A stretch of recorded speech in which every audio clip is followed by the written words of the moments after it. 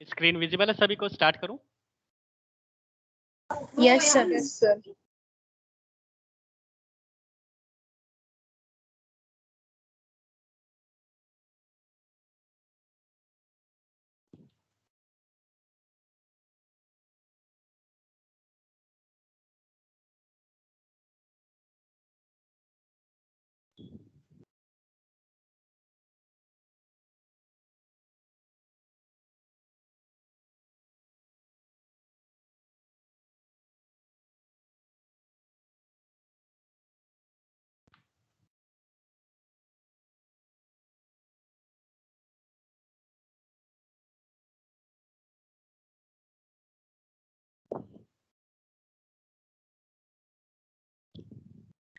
So let's begin the session. This is lecture number 29 and we are dealing with concurrency control and it is a part 5. In this session we will discuss readers and writers problem and also along with that we will discuss some introductory part of deadlock. So let's begin the session. Readers and writers problem. That is one kind of synchronization problem.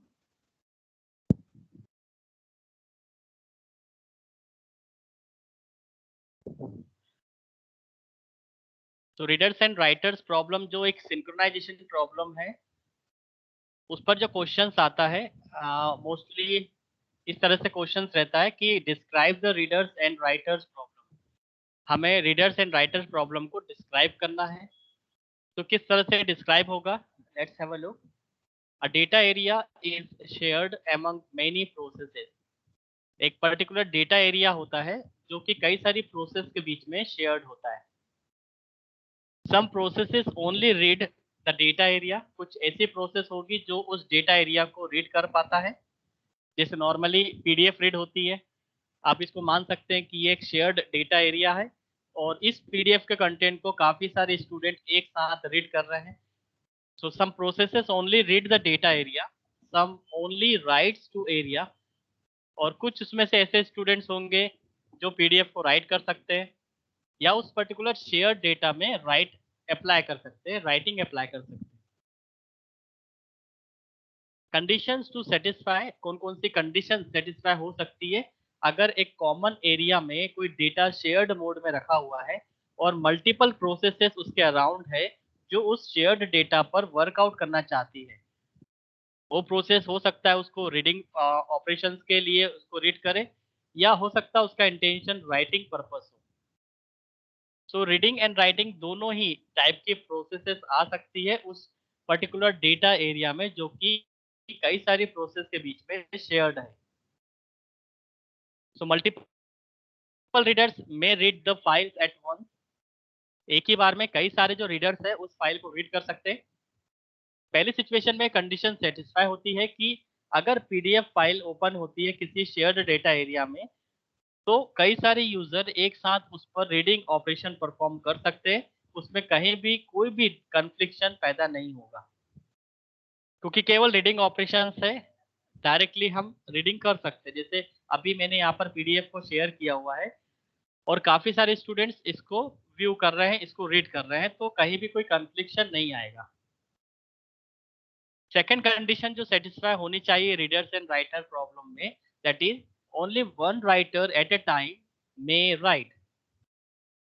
वहीं पर यदि हम कोई doc file open कर देते हैं और वो उस पर्टिकुलर शेयर्ड डेटा एरिया में ओपन होता है तो कई सारी प्रोसेस एक साथ उस डॉक फाइल को राइट नहीं कर सकती, हम उसे अलाउ नहीं कर सकते।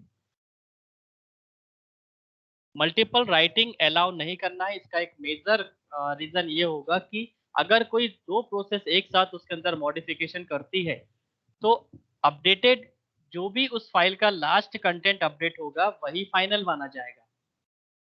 तो हो सकता है फर्स्ट प्रोसेस ने कुछ अपडेट किया हो और सेकंड वाली प्रोसेस ने उसके बाद कुछ अपडेशन कर दी हो, तो फर्स्ट प्रोसेस को वो अपडेशन नहीं मिल पाएगा जो सेकंड प्रोसेस ने फाइनल किया था।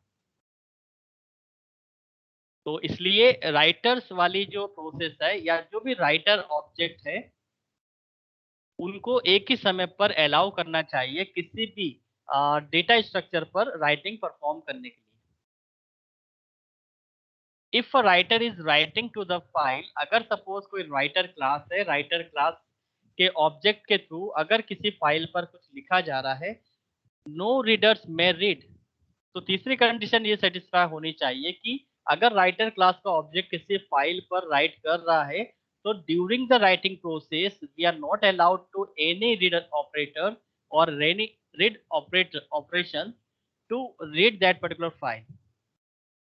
तो किसी भी रीडर को अलाउ नहीं करना चाहिए कि अगर प्रोसेस किसी शेयर्ड डेटा एरिया पर राइटिंग परफॉर्म कर रही है, तो एक बार राइटिंग परफॉर्म होने दो। जैसे ही राइटिंग परफॉर्म हो जाएगा, राइटिंग ऑपरेशन परफॉर्म हो जाएगा परफेक्टली, उसके बाद हम रीडर क्लास के ऑब्जेक्ट को अलाउ कर देंगे कि वो उस पर्टिकुलर डेटा को रीड करे।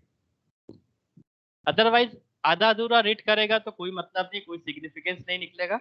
इसलिए अगर राइटिंग परफॉर्म हो रही है तो राइटिंग परफॉर्म होने दो, फिनिश होने दो, उसके बाद आप रीडर क्लास के ऑब्जेक्ट को बैकअप कॉल दो कि अब वन बाय वन आप इसको रीड कर सकते हैं या मल्टीपल रीडिंग कर सकते हैं, क्योंकि रीडर तो मोर देन वन एक साथ हो सकते हैं। तो ये तीन कंडीशंस है, इससे हमें ये पता चलता है कि एक रीडर क्लास है, एक राइटर क्लास है। रीडर क्लास के जो भी ऑब्जेक्ट्स बनते हैं उनको हम प्रोसेस कह सकते हैं, राइटर क्लास के जितने भी ऑब्जेक्ट्स बनते हैं उनको भी हम प्रोसेस कह सकते हैं। अब इन प्रोसेस के बीच में जब कम्युनिकेशन स्टार्ट होता है तो इन प्रोसेस के बीच में एक कॉमन शेयर्ड एरिया है और उसके अंदर डेटा स्ट्रक्चर है, और वो डेटा स्ट्रक्चर कई सारे रीडर क्लास के ऑब्जेक्ट और राइटर क्लास के ऑब्जेक्ट एक्सेस करते हैं। तो क्या कंडीशन हो सकती है, क्या कंडीशन सेटिस्फाई होनी चाहिए, किस तरह से आप उस शेयर्ड डेटा स्ट्रक्चर को प्रिजर्व रख सकते हो और कई सारी प्रोसेस के बीच में उसको एक्सेसिंग भी दिला सकते हो। तो इस पर टॉपिक है हमारा रीडर्स एंड राइटर्स प्रॉब्लम।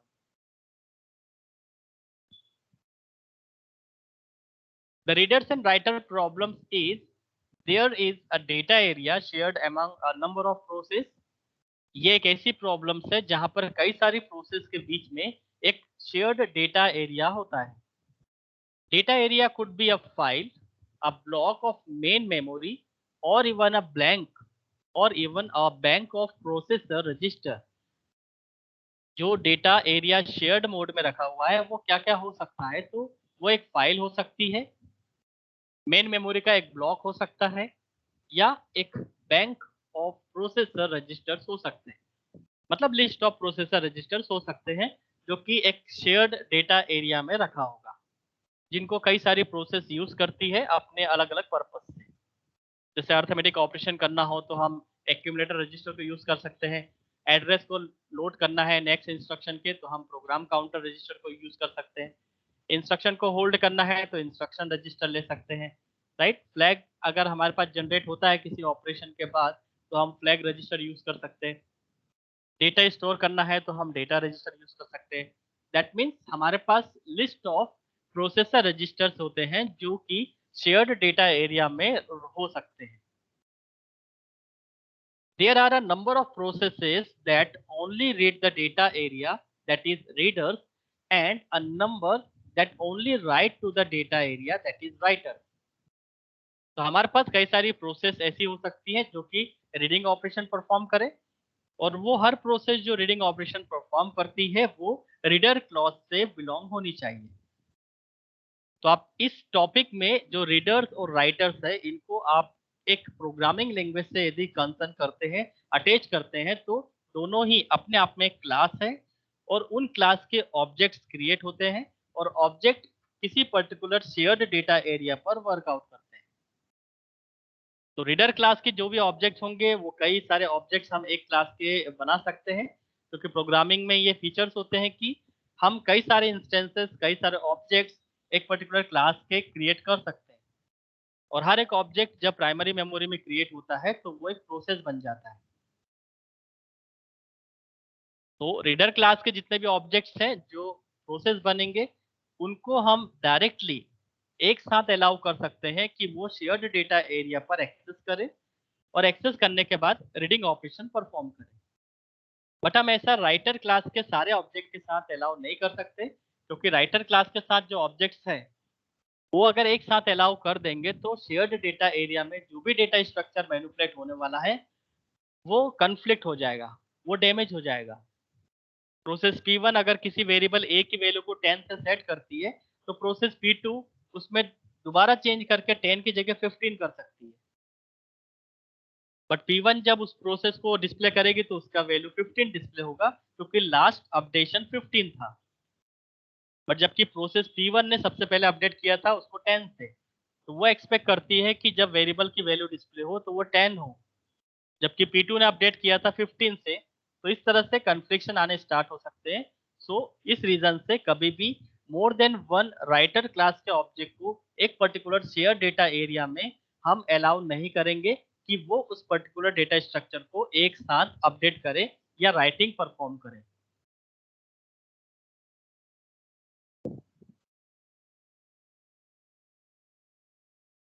सो यहाँ पे हमने 3 कंडीशंस डिस्कस की जिससे कि हम एक रीडर और राइटर प्रॉब्लम का सॉल्यूशन निकाल सकते हैं। तो सॉल्यूशन यही होगा कि हम मल्टीपल रीडर्स को एक साथ किसी भी शेयर डेटा एरिया को रीड करने की परमिशन दें, केवल एक ही राइटर को अलाउ करें कि वो उस टाइमिंग पे राइटिंग ऑपरेशन परफॉर्म करें, और तीसरी कंडीशन ये कि if writer is writing to the file, अगर कोई राइटर क्लास का ऑब्जेक्ट किसी फाइल पर राइट परफॉर्म कर रहा है तो हम रीडर को अलाउ ना करें कि उसको रीड करें। तो अगर हम 3 कंडीशन को इस तरह से सेटिस्फाई कर देते हैं तो कई सारे रीड क्लास के ऑब्जेक्ट और कई सारे राइटर क्लास के ऑब्जेक्ट्स एक साथ एक शेयर डेटा एरिया में जो भी फाइल है या किसी लिस्ट ऑफ प्रोसेसर्स है या मेन मेमोरी का कोई ब्लॉक हो, इनमें से कोई भी अगर शेयर्ड डेटा एरिया में रखा हुआ है तो वो आसानी से उसको एक्सेस कर सकता है कंकरेंट वे में।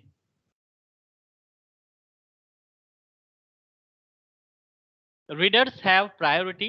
This solution uses semaphore, showing one instance each of readers and a writers.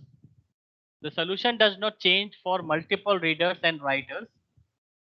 Once a single reader has begun to access the data area, it is possible for reader to retain control of the data area as long as there is at least one reader in the act of reading.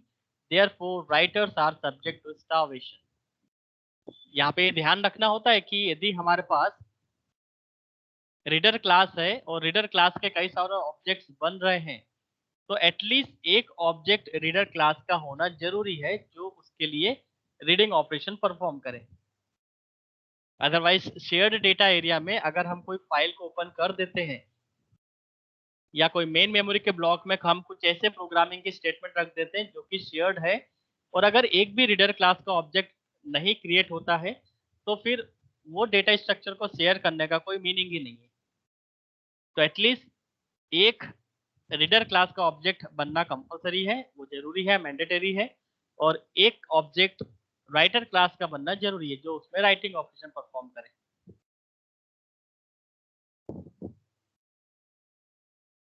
तो इस तरह से एक ये philosophy है। इसका मतलब केवल आपको शॉर्ट नोट आ सकता है कि रीडर एंड राइटर्स प्रॉब्लम को आप डिस्क्राइब करें और किस कंडीशन पर आप इसको सिंक्रोनाइज कर सकते हैं कि रीडर और राइटर्स दोनों ही एक साथ काम कर पाए, तो ये कंडीशन कौन सी हो सकती है। तो इस तरह से आपको उसको एक्सप्लेन करना है रीडर्स एंड राइटर्स प्रॉब्लम्स।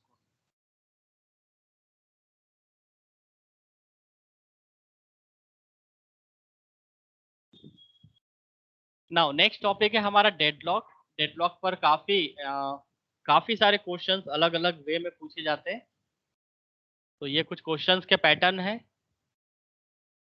जैसे फर्स्ट क्वेश्चन है describe the necessary condition for deadlock occurrences. एक ऑपरेटिंग सिस्टम एनवायरनमेंट के अंदर किस तरह से डेडलॉक आ सकता है, उसके आपको नेसेसरी कंडीशंस बतानी है। कौन कौन सी ऐसी कंडीशंस है जिनके होने पर डेडलॉक आ सकता है। डेडलॉक का मतलब आप यहाँ पे ये समझे कि अगर प्रोसेसेस और रिसोर्स के बीच में एलोकेशन प्रॉपरली नहीं होता है, रिसोर्स किसी दूसरे प्रोसेस के थ्रू एंगेज है, प्रोसेसर या वो पर्टिकुलर रिसोर्स रिलीज नहीं हो पा रहा है और उसकी रिक्वेस्ट कोई दूसरी प्रोसेस काफी टाइम से कर रही है, तो वो डेडलॉक कंडीशन बन जाती है।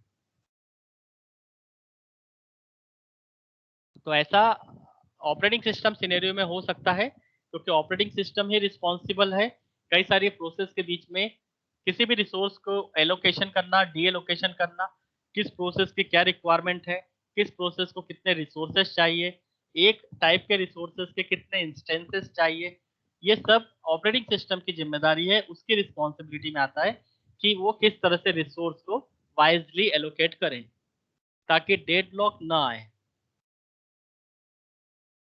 तो इसीलिए यहाँ पर एक अवॉइडेंस एल्गोरिथम भी होती है, वो भी काफी इंपॉर्टेंट है। बैंकर्स एल्गोरिथम उसका नाम है डेडलॉक अवॉइडेंस एल्गोरिथम, जिससे कि डेडलॉक नहीं आता है। राइट, यदि हम इस एल्गोरिथम को समझेंगे, इसका एक न्यूमेरिकल भी है, उससे हमें एक आइडिया लगेगा कि किस तरह से ऑपरेटिंग सिस्टम मैनेजमेंट करता है रिसोर्सेस और प्रोसेस के बारे में, ताकि हम रिसोर्सेस लिमिटेड होने के बाद भी हम प्रोसेसेस को सॉल्व कर देते हैं, उसको एग्जीक्यूट कर देते हैं रिसोर्स को एलोकेट करते हुए। और कौन कौन से डेटा स्ट्रक्चर इसके अंदर यूज होते हैं जब भी हम बैंकर एल्गोरिथम्स के थ्रू डेडलॉक को अवॉइड करते हैं, एक ऐसा सिस्टम क्रिएट करते हैं जिससे डेडलॉक नहीं आता है, तो उसमें हम जो भी डेटा स्ट्रक्चर यूज करेंगे वो हम जब एल्गोरिथम देखेंगे तब आपको आइडिया लगेगा।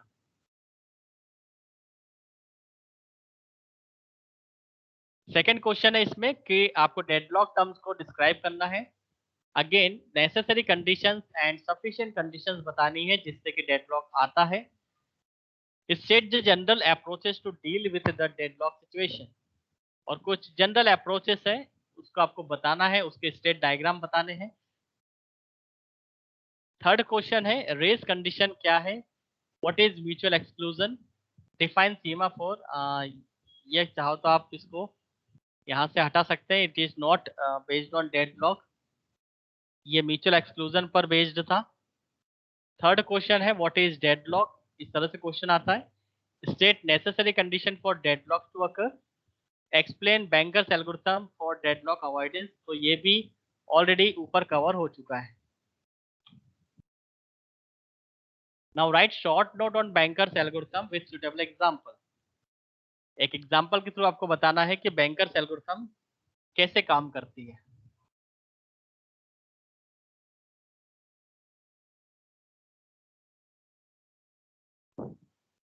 सो स्टार्ट करते हैं। सबसे important term, important topic unit 2 का, दैट इज डेडलॉक।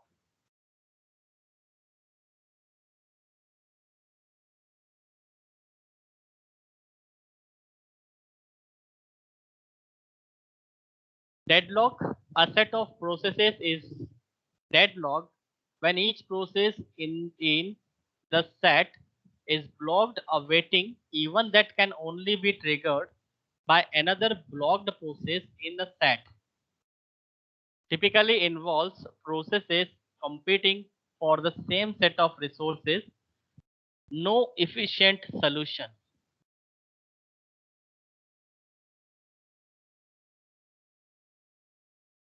सबसे पहले एक डायग्राम एनालिसिस करते हैं, फिर हम डेफिनेशन को समझते हैं। आपने ये डायग्राम देखा होगा कि एक्चुअल डेडलॉक कैसे आता है। यहाँ पर 4 व्हीकल्स आपको दिखाई दे रहे हैं, ए बी सी डी, और एक सर्कल है। सर्कल को कवर करते हुए हमारे पास 4 रास्ते हैं। चारों रास्ते से एक व्हीकल, एक एक व्हीकल चारों रास्ते से आ रहे हैं अकॉर्डिंग टू अवर डायग्राम। अब यहाँ पे होगा क्या, सभी व्हीकल एक साथ उस सर्कल को क्रॉस करना चाहते हैं, बट यहाँ पर क्या सभी व्हीकल्स एक साथ क्रॉस कर पाएंगे? तो आंसर है नहीं। सारे व्हीकल अगर एक साथ सर्कल को क्रॉस करें तो वो पॉसिबल नहीं है।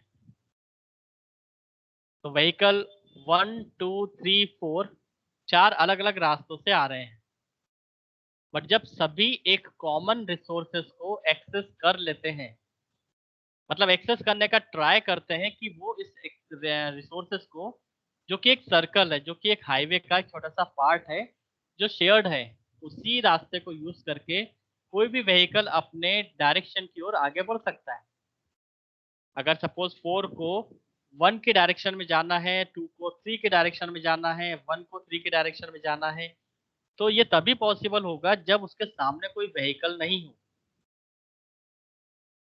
बट सभी व्हीकल वालों ने ये सोचा, सभी ड्राइवर ने ये सोचा कि वो इस शेयर्ड डेटा स्ट्रक्चर को, दैट इज फिलहाल जो रोड है, जो एक सर्कल है जो शेयर्ड था चारों रोडों के बीच में, वो सभी लोग एक साथ एक्सेस कर ले। बट जब उन्होंने इन चारों ने जब उसको एक साथ एक्सेस करना स्टार्ट किया, अल्टीमेटली रिजल्ट ये निकला कि कोई भी अब वहां से हिल नहीं पा रहा है।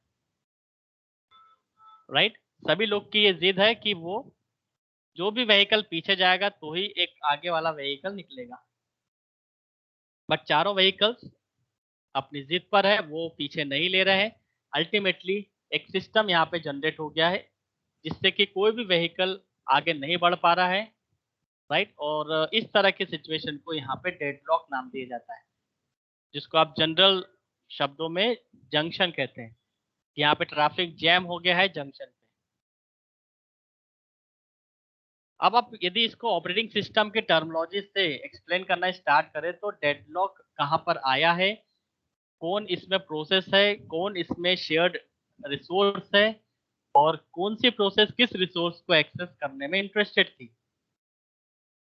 तो यहाँ पर जो प्रोसेस है that is vehicle, vehicle 1, vehicle 2, vehicle 3, vehicle 4, या आप इसको ए बी सी डी मान सकते हैं कि ए बी सी डी जो है ये कहलाती है प्रोसेस।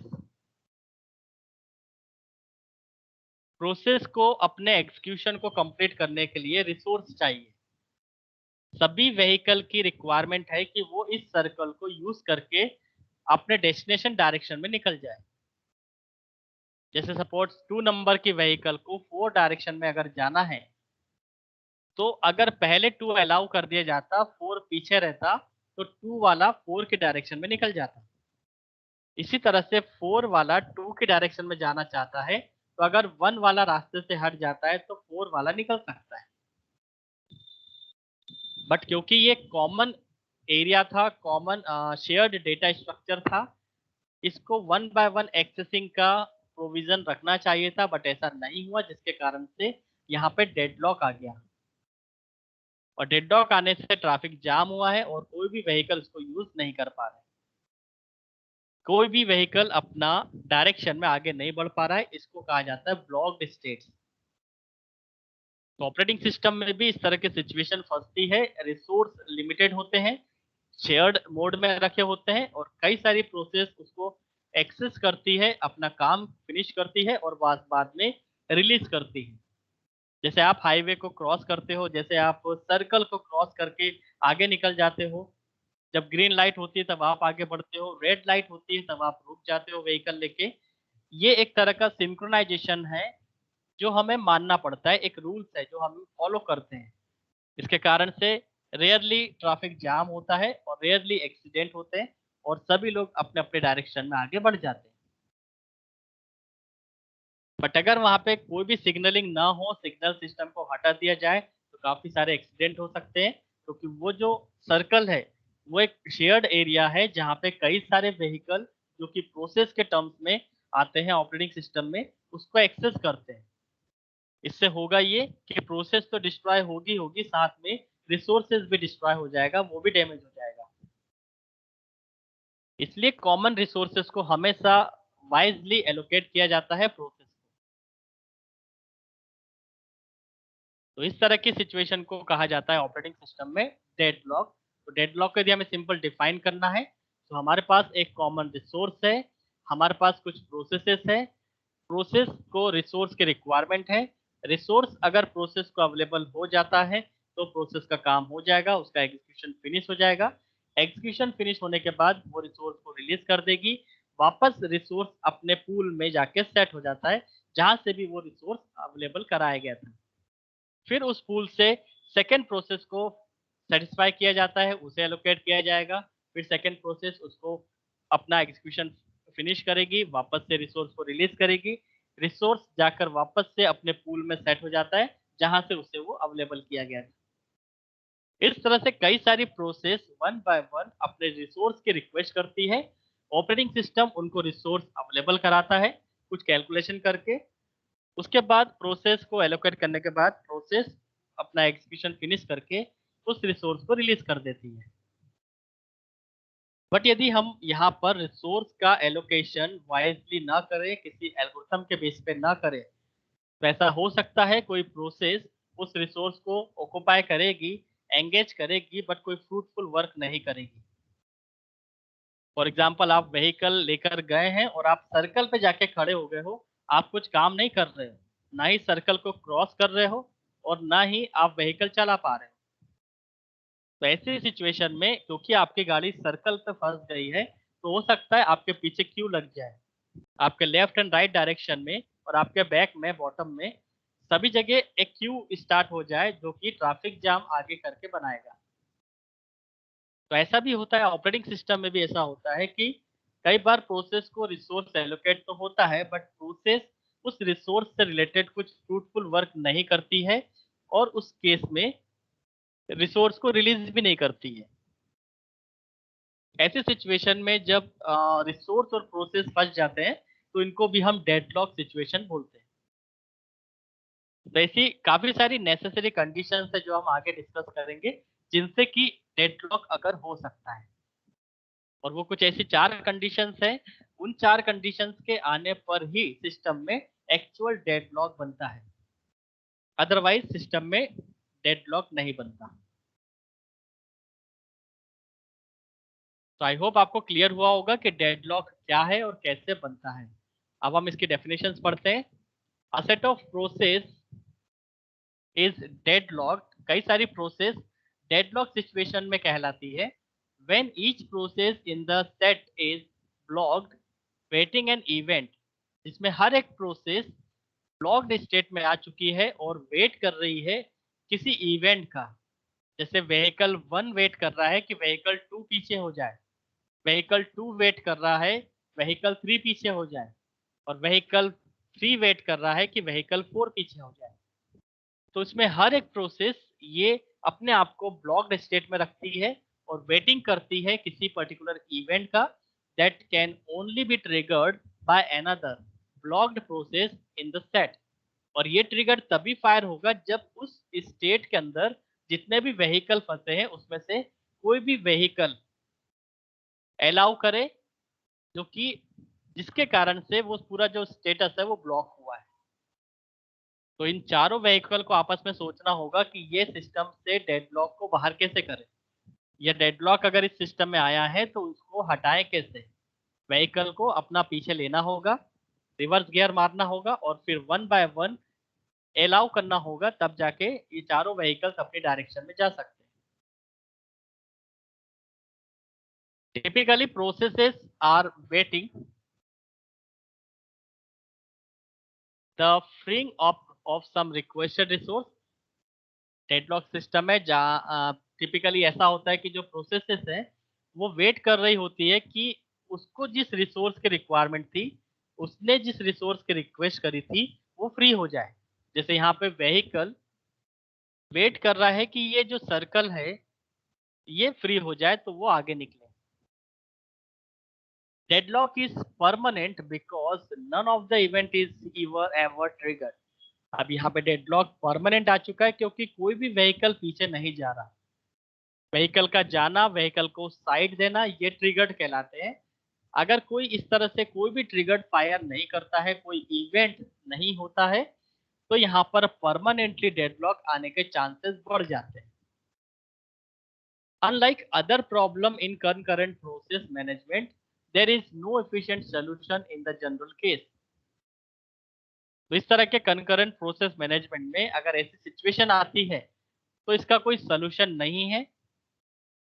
बट हाँ, आप पहले से कुछ सिग्नलिंग सिस्टम लगाकर ये प्रोसेस रिसोर्सेज को सभी एक साथ एक्सेस ना करे, इस पर आप रोक लगा सकते हैं कि ट्रैफिक जाम ना हो। इसलिए आप सिग्नलिंग सिस्टम बना सकते हैं जिससे सारा कंकरेंट एग्जीक्यूशन एक साथ चलेगा, सारे व्हीकल्स मूव करेंगे, but time to time.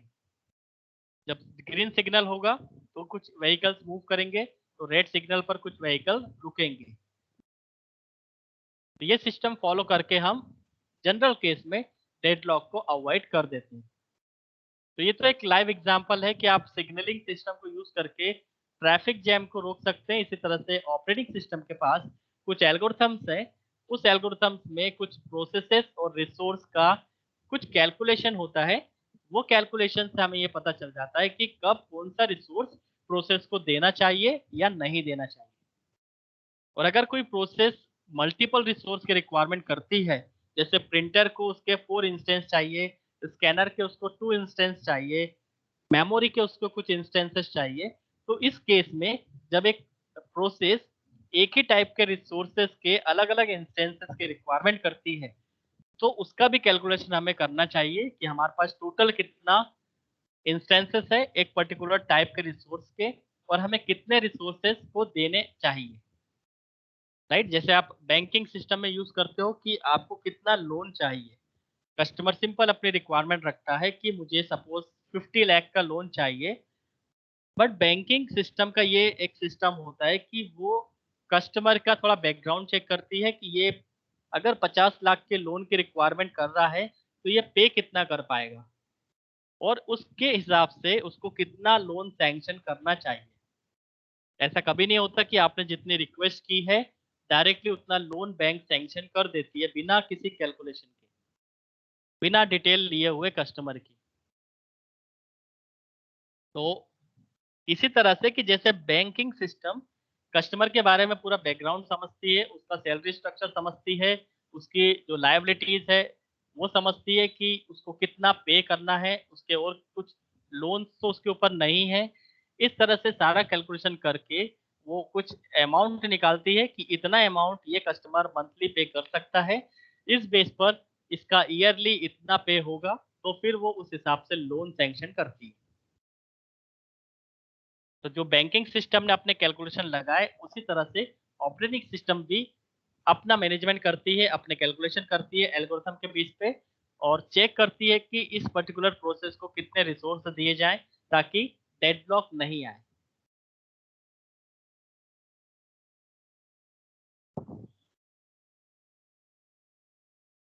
Deadlock वाले टॉपिक में कुछ ग्राफ यूज़ होते हैं जो कि इम्पोर्टेंट है, वो आपको समझना है।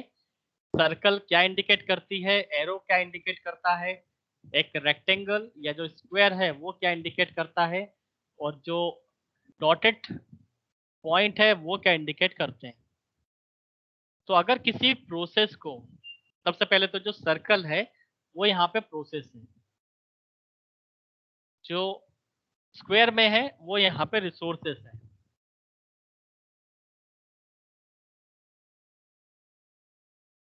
तो सर्कल यहाँ पे प्रोसेस है और जो स्क्वायर में है वो यहाँ पे रिसोर्सेस है। प्रोसेस हमेशा रिक्वेस्ट करती है रिसोर्स की, तो एरो का डायग्राम इस तरह से रहेगा। Process P1 requesting to resource. अब यहाँ पे 2 तरह के एरो के डायग्राम बन सकते हैं। एक प्रोसेस से रिसोर्स की डायरेक्शन में और एक रिसोर्स से प्रोसेस की डायरेक्शन में। तो इस डायरेक्शन के चेंज होने पर इसका डेफिनेशन बदल जाता है। अगर प्रोसेस से डायरेक्शन रिसोर्स की ओर है, इसका मतलब ये होगा कि प्रोसेस रिक्वेस्ट कर रही है रिसोर्स आर के लिए। तो ये एक रिक्वेस्टिंग एरो कहलाएगा। जबकि अगर रिसोर्स से एरो निकला है प्रोसेस की डायरेक्शन में, तो इसको हम कहेंगे कि प्रोसेस P1 के थ्रू एक रिसोर्स आर एंगेज किया हुआ है, हेल्ड किया हुआ है। तो ये यहाँ पे 2 तरह के एरो है जो आपको पता होनी चाहिए। Resource is requested, resource is held.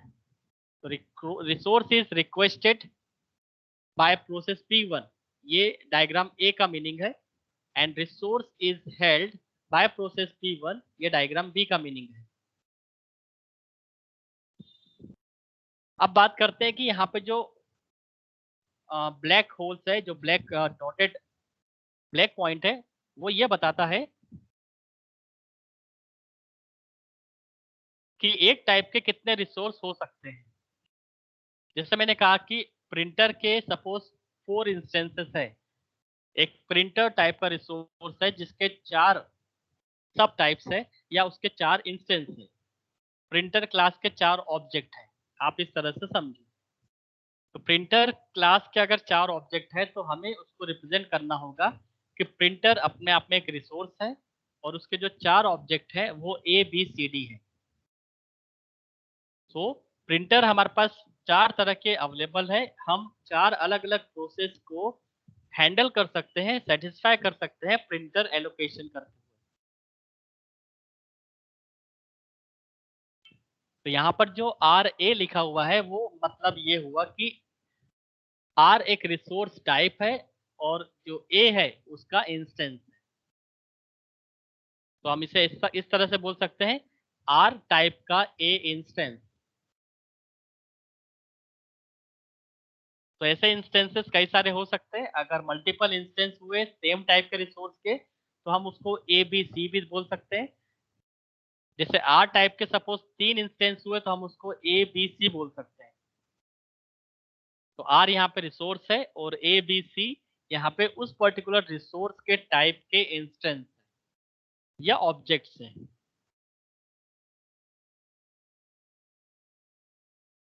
तो ये था ग्राफ का मीनिंग यहाँ पे। तो जब भी हमें रिसोर्स एलोकेशन ग्राफ समझना होता है तब हम इस डायग्राम से समझाते हैं कि अगर किसी प्रोसेस को रिसोर्स के बारे में रिक्वेस्ट करना है तो डायग्राम इस तरह से होगा, डायग्राम ए। और अगर कोई प्रोसेस किसी रिसोर्स को ऑक्युपाई करती है, हेल्ड करके रखती है, एंगेज करके रखती है, तो उसका डायग्राम होगा डायग्राम बी।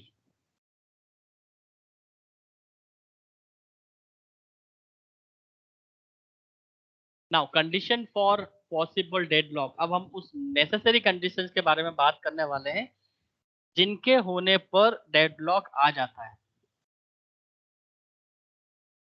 सो वो नेसेसरी कंडीशंस है 4, राइट। तो देयर आर 4 नेसेसरी कंडीशंस जो एक साथ अगर आ जाती है किसी सिस्टम के अंदर तो ही डेडलॉक आ जाता है।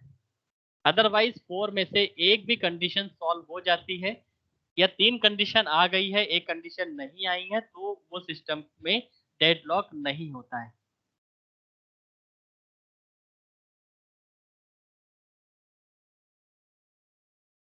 सो देखते हैं 4 नेसेसरी कंडीशंस। सबसे पहली कंडीशन है म्यूचुअल एक्सक्लूजन। इस पे हम ऑलरेडी बात कर चुके हैं। अगर हम कोई दो प्रोसेस को एक साथ अलाउ करते हैं म्यूचुअल एक्सक्लूसिवली तो डेडलॉक आने के चांसेस बढ़ सकते हैं, क्योंकि अगर उनके बीच में म्यूचुअल एक्सक्लूजन नहीं हुआ तो फिर दोनों प्रोसेस एक साथ उस शेयर्ड रिसोर्स को एक्सेस कर लेगी। तो म्यूचुअल एक्सक्लूजन एक ऐसी प्रोसेस है, एक ऐसा कॉन्सेप्ट है जो ये बताता है कि अगर सही से फॉलो नहीं हुआ तो फिर डेडलॉक आ सकता है। तो पहली नेसेसरी कंडीशन म्यूचुअल एक्सक्लूजन। दूसरी नेसेसरी कंडीशन है होल्ड एंड वेट। अब होल्ड एंड वेट का मतलब ये हुआ अ प्रोसेस में hold allocated resources while awaiting assignment of others। तो होल्ड एंड वेट में कोई एक प्रोसेस उस रिसोर्स की रिक्वेस्ट करती है जो कि ऑलरेडी किसी दूसरी प्रोसेस के थ्रू होल्ड में है। इसको हम डायग्राम से समझते हैं तो आपको अच्छे से समझ आएगा।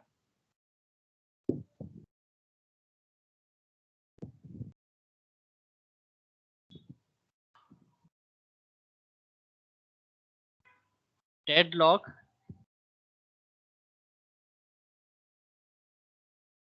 Necessary conditions.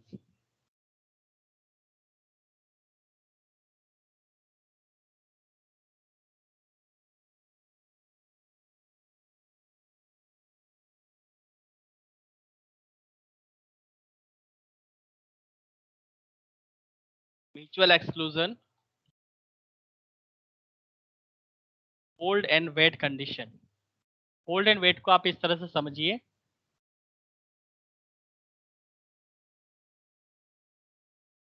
सपोज कोई प्रोसेस है, सर्कल में हम हमेशा प्रोसेस को रिप्रेजेंट करते हैं। इसको हम नाम दे देते हैं प्रोसेस P1। प्रोसेस P1 एक रिसोर्स की रिक्वेस्ट करती है। रिसोर्स को हम इस तरह से रिप्रेजेंट करते हैं और रिसोर्स का जो टाइप है वो मान के चलते हैं R।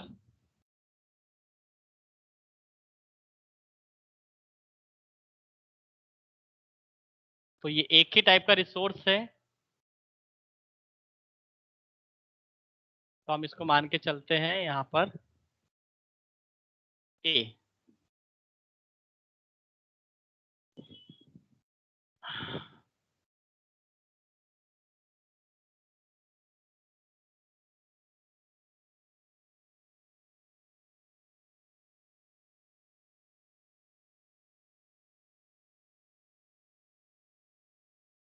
सो ए एक इंस्टेंस है जिसका टाइप है रिसोर्स आर। इसका मीनिंग ये हुआ। अब P1 इसकी रिक्वेस्ट कर रही है तो हम इसको रिक्वेस्ट को इस तरह से बता सकते हैं। प्रोसेस P1 से एक एरो जनरेट होगा और इस तरह से ये एरो सेट होगा। So P1 is requesting for instance A of type resource R। R type के रिसोर्स के इंस्टेंस A के लिए एक रिक्वेस्ट जनरेट हुई है प्रोसेस P1 के थ्रू। बट ऑलरेडी जो रिसोर्स R टाइप का जो A इंस्टेंस है वो किसी दूसरी प्रोसेस के थ्रू होल्ड में है। इसको हम इस तरह से बता सकते हैं कि सपोज यहाँ पे कोई दूसरी प्रोसेस है। लेट्स सपोज वो प्रोसेस P2 है और P2 के पास वो रिसोर्स ऑलरेडी एलोकेटेड है।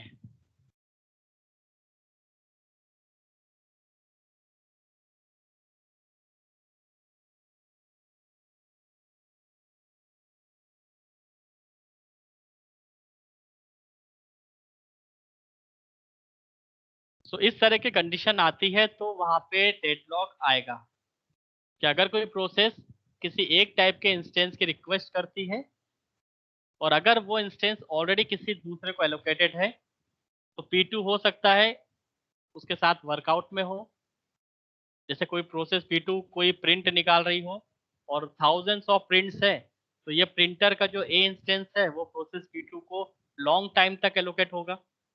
जब इसके प्रिंटिंग वर्क कंप्लीट होगी तभी प्रोसेस P2 आर टाइप के ए इंस्टेंस को रिलीज कर सकती है और जब ये रिलीज करेगी तब प्रोसेस P1 की रिक्वेस्ट फुलफिल होगी। बट अगर 1000 प्रिंट है तो टाइम लगेगा, सपोज 1 लाख प्रिंट है तो बहुत टाइम लगेगा।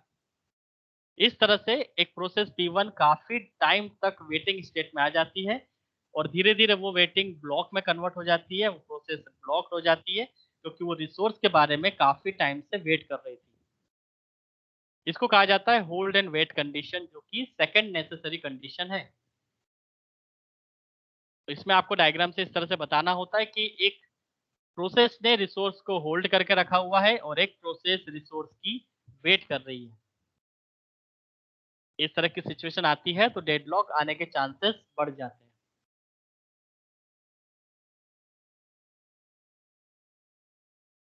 नो प्रीम्पशन ये तीसरी नेसेसरी कंडीशन है। अगर ये आता है तो भी डेडलॉक आने के चांसेस है। No resource can be forcefully removed from a process holding it. अब नो प्रीम्पशन के अंदर एक कंडीशन होती है, जैसे मैंने आपको बताया इसी डायग्राम से हम नो प्रीम्पशन भी समझ सकते हैं। इसी डायग्राम को आप ध्यान से देखिए कि अगर प्रोसेस P2 एक रिसोर्स को एंगेज किए हुए हैं जिसका टाइप है R और जिसका इंस्टेंस है A, तो A इंस्टेंस को अगर वो काफी टाइम तक यूज करती है, लॉन्ग पीरियड ऑफ टाइम तक वो यूज करती है, या फिर हो सकता है वो उसे यूज नहीं कर रही है बट एंगेज करके रखा हुआ है, प्रोसेस P2 उसको रिलीज ही नहीं करती है, रेदर कि वो काम कर रही है या नहीं कर रही है ए टाइप के इंस्टेंस के साथ। जैसे प्रोसेस प्रिंटर को एक्सेस करके रखा हुआ है, प्रिंटर एलोकेटेड तो है बट प्रिंटर से प्रिंट नहीं निकल रहा है क्योंकि प्रोसेस P2 प्रिंट निकाल ही नहीं रही है, उसने तो केवल रिसोर्स को एक्सेस करके रखा हुआ है। तो ऐसी सिचुएशन में नॉन प्रिम्पशन कंडीशन बन जाती है कि एक प्रोसेस रिसोर्स को एंगेज करके रखती है बट कोई फ्रूटफुल वर्क नहीं करती है और दूसरी प्रोसेस P1 उसका लॉन्ग टर्म तक वेट करती रहती है, जिसके कारण से वो ब्लॉक स्टेट में चली जाती है और फिर ये प्रोसेस डेडलॉक क्रिएट कर देती है। तो तीसरी जो नेसेसरी कंडीशन है वो हमारे केस में बन जाती है no preemption case.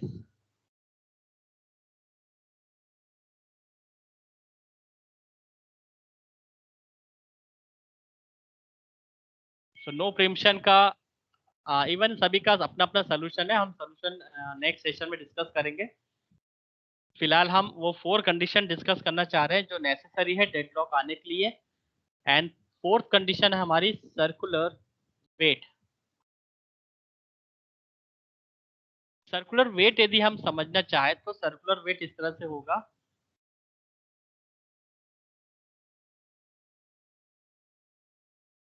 Let's understand with the diagram. इसमें डायग्राम होगा, आप इसको समझिए। Resource allocation graph of deadlock. Circular wait जो डायग्राम नंबर सी है उसको आपको ध्यान से देखना है। यहाँ पे प्रोसेस P1 है और प्रोसेस P2 है, दो प्रोसेस है और दो रिसोर्स है R A R B.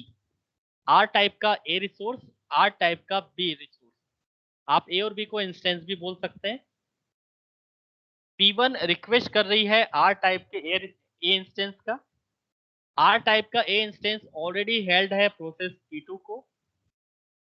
Process P2 को अपना कंप्लीट एग्जीक्यूशन करने के लिए आर बी चाहिए और आर बी ऑलरेडी एलोकेटेड है, हेल्ड है P1 के थ्रू। दो प्रोसेस और दो रिसोर्स आपस में रिक्वेस्टिंग करते हुए एक सर्कुलर वे में फंस जाते हैं। इनसे एक सर्कुलर क्यू बन जाता है जिसके कारण से ये डेडलॉक यहाँ पे अकर हुआ। बट वहीं पर अगर आर टाइप के ए इंस्टेंस, यदि आप डायग्राम डी देखें, सेम डायग्राम है बट यहाँ पे इंस्टेंसेस अगर ज्यादा है तो हम डेडलॉक से बाहर आ सकते हैं। तो जैसे मैंने आपको बताया था, आर टाइप के ए रिसोर्स है और ए के 3 इंस्टेंस है, ए बी सी। तो कौन सा इंस्टेंस किसी प्रोसेस के थ्रू एलोकेटेड है, कौन से इंस्टेंस की रिक्वेस्ट हो रही है, ये इंपॉर्टेंट पॉइंट हो जाता है डेडलॉक को जज करने का। जैसे कि यहाँ पे दिखाई दे रहा, प्रोसेस P1 आर टाइप के ए इंस्टेंस की इंस्टेंस नंबर 1 की रिक्वेस्ट करती है, जबकि सेकेंड नंबर का इंस्टेंस प्रोसेस P2 को एलोकेटेड है, तो यहाँ पे डेडलॉक नहीं आएगा। इसी तरह से प्रोसेस P2 रिक्वेस्ट करती है आर टाइप के बी इंस्टेंस की, जो कि सेकेंड नंबर पे है, जबकि फर्स्ट नंबर का ऑलरेडी P1 के थ्रू हेल्ड है। तो अगर मल्टीपल इंस्टेंसेस है सेम टाइप के रिसोर्सेज के, तो वहां पे उनका एलोकेशन और रिक्वेस्टिंग ये देखा जाता है डेडलॉक को जज करने के लिए।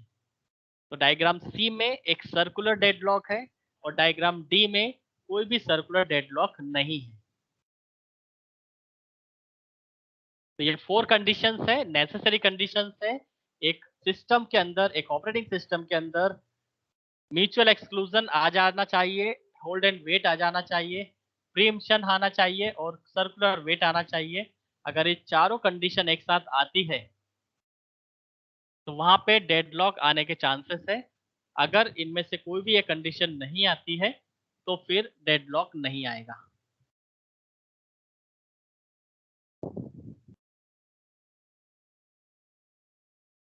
सो इसी पर क्वेश्चन रहता है, तो आपको ये टॉपिक अच्छे से प्रिपेयर करना है। What is deadlock and what are the 4 necessary condition to occur deadlock. तो आपको ये चारों कंडीशंस बतानी है। इन चारों कंडीशंस का अपना सोल्यूशन भी है, वो हम डिस्कस करेंगे नेक्स्ट सेशन में। और इसकी कुछ एल्गोरिथम्स है जिसके थ्रू हम ये अवॉइड कर सकते हैं कि हमारे सिस्टम में कभी डेडलॉक आए ही ना। तो उसके लिए आपको एक न्यूमेरिकल समझना होगा, वो भी हम देखेंगे नेक्स्ट सेशन में, जो भी पॉसिबल हो सकता है। तो ये था हमारा आज का टॉपिक, इंट्रोडक्शन ऑफ डेडलॉक।